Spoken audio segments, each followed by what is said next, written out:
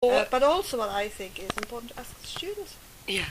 Actually, I have. I did put a feedback form in them for one of the sessions that they did the week before, and I think that really they're going to be my guinea pigs for the next few years, probably. Yeah, and that's good, because I think it should be in partnership. They experience it, you are with them there. Why keep them out of the equation? Yeah. They have a voice, we need to give them that voice. We need to acknowledge that they want specific things. But we also need to make sure that they know our position. So it's a negotiation with them. And I think you are perfectly right to do that and should be doing that. I think so. But also, another thing that I noticed is, links to what you said again, there's all this content and what to do, and I like to use problem-based learning, like more activities and things like that. There was some of the stuff that you delivered where I was thinking, could you have asked the students to tell you, instead of you telling them? For instance, there was a very general question at the beginning, what's creativity? And then you had, the quotes and things on the Chrissi, and that's all nice, but I'm thinking, these people will have opinions, they will have a definition in their head, it means something to them. Would it be interesting to actually share that with you, but with everybody else as well? Before we go into the... Yeah. And then...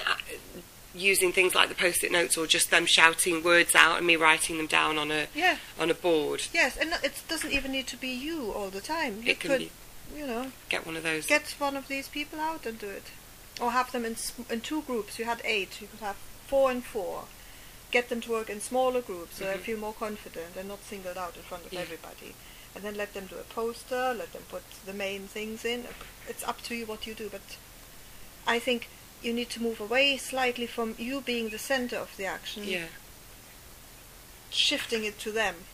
Because, like Ivan was saying last week, it's not about what we do, it's what the students do. What they do with it, they do. But what they do also in class. And if you think about how much of the time were you talking? All the time. And how much were your students talking? Hardly any. So if you can turn that around, if you have a 70... them and 30 you, me, I'd be over the moon. Try. I mean, start 50-50 maybe. 70-30 is maybe a big challenge, but I think you like challenges. Yeah, probably. But sometimes, like you say, with the creativity and the risk, you need to take the risk yourself as well. Yeah. And it won't all the time work, but being open with the student and saying, right, this time I want to try this with you. We're going to do that activity. And at the end, I'm going to ask you what you thought. Let's see how we get on. Yes, how that works for everybody. And the problem with that kind of activity, how do I test the learning? Well, you need to be careful there, because you have learning outcomes for each session. Yeah. If you put them up, you could write them on a board somewhere, on a flip chart, or on your Chrissi or PowerPoint, whatever. And then at the end, you come back and you say, right, can we have a look now? Have we met our outcomes? Done. See, because I don't ever really look at, I know what I want them to learn in that session, but I never write it down for them, so I never put it up there for them to understand what it is they're supposed to have been learning. So perhaps if that was the starting point for all of the sessions, then we could manage them in a bit more freely, a bit more openly. What you could then say is, for example, look, these are the these are the things I would like you to achieve. Do we still have time? Yes, we still have time. These are the things I would like you to achieve by the end of today's session. Yeah? Have a look at these. What do you think? And they might be able to personalize these even further. And that's great. Let them make a note or share that with you. There are all kinds of techniques you can use. But at the end, go back and see, right, let's have a look. Did we achieve? And if you didn't achieve, it doesn't mean that the session was rubbish. It just means that... No, it doesn't, because it happens all the time. Like you say, if students get into something specific... Yeah, they get off... Yes, they get off track, and I think we need to... Or not even off track, but sometimes they get a bit more absorbed on one thing. On one thing, yes. And I don't see a problem with that. But what that means is, if the learning outcomes haven't been met, they need to opportunities afterwards, at least through blackboards, through further activity, reading, to cover these learning outcomes. And I think sometimes people think, okay, like on our course, we have learning outcomes for each... week, but people think, oh, there's a session and I need to cover them in the session. But learning happens the most of the learning happens actually outside the Yeah. session. And while we have 300 hours of study, independence, all the hours, how many hours do we actually are in the classroom? Exactly. Yeah. So a lot of learning happens outside. So perhaps I need to be more honest with them as well and make it clear that we can do what we're going to do in the session, but they still have to be actively participating in their own learning outside. So all of those things which I put on Blackboard, which I call additional reading, is not additional reading. It's reading that needs to be done in their own time, in their own spaces. But it's key reading. Like I noticed that you've renamed some of our folders this week. Yeah, because there were people who were complaining about why do we call it a reading task.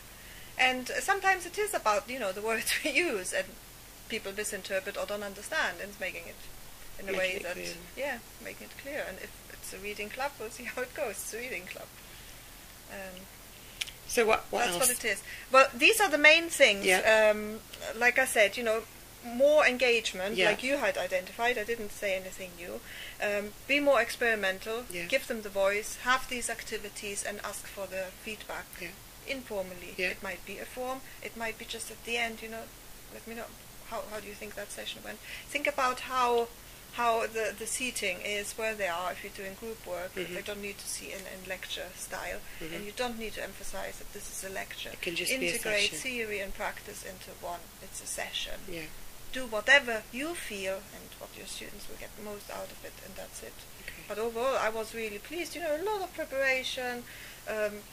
This people, you have excellent people skills. You connect really well with them, and I think you can do anything with them. You can take them on a journey, and they will follow you.